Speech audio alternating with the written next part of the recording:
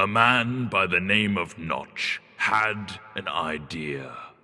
A cave game, a sandbox seemingly endless, an adventure that had everyone saying, just one more block. This man, that game, those blocks have brought all of you here to celebrate what has become Minecraft.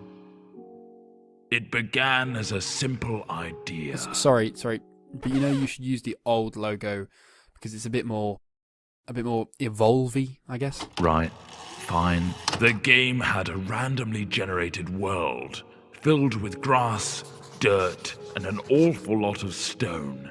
You could destroy blocks and place blocks. The spark was there, but it needed more. Yeah, like squids. Stop it. Shortly after, more things appeared like trees, water, clouds. Lava.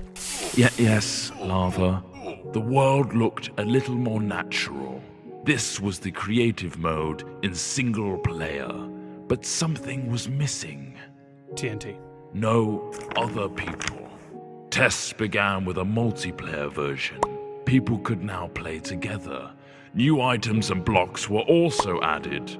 The game was beginning to take shape. Wow, really skimming over the details there. Do you want me to go over all the patch notes? No. The wiki page won't load anyway.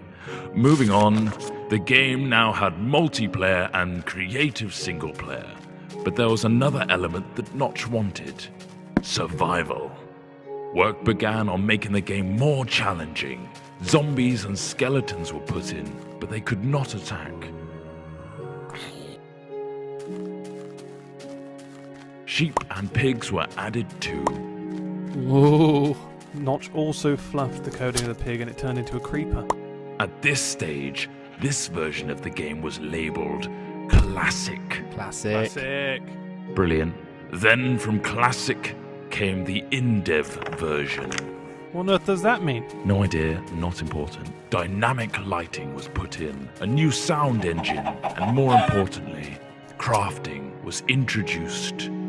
Then came InfDev. Sorry, what? InfDev introduced a big feature to the world, infinite terrain. No longer was the player constrained to a square world, but now it stretched endlessly.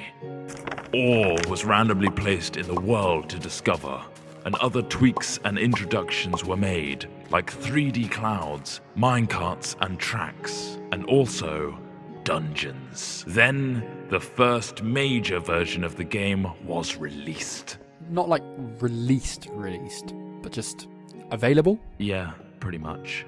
Fridays became Secret Fridays, where random things were added.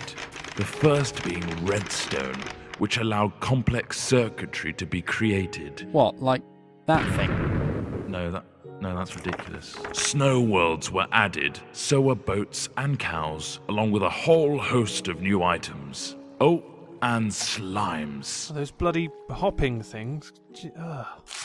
Then, in Alpha, the survival mode was brought to multiplayer for the first time. This allowed for players to battle monsters and survive the night together. Or just go around gathering creepers and then have them explode on your mate's house? The next big patch came on Halloween of 2010 and introduced the Nether. This threatening place was full of zombie pigmen and the eerie cries of the ghast. Not to mention a considerable amount of lava. The game hit beta. Ta-da! Lots of new things were added in beta, like dispensers, note blocks, cake, redstone repeaters, and beds. The lighting also got a smooth upgrade. Wolves were now on the prowl, and you could tame one as a pet with a stash of bones. Weather was introduced, including snow, lightning storms, and rain. Oh, look how cute that wolf is shaking off the rain. Aw. We finally found ourselves in 1.6 with the introduction of maps. A new way to navigate the endless blocks of Minecraftia. things got pushy in 1.7 with pistons, leading to some clever contraptions. 1.8 gave vastly improved combat mechanics, allowing the player to sprint, draw back their bow, and land critical hits on their enemies. A new terrain generator was added, along with quirky NPC villages and mighty strongholds.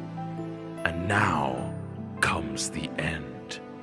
A true challenge awaits you in this unforgiving realm. But that is something you'll have to discover for yourself. The next page is yours.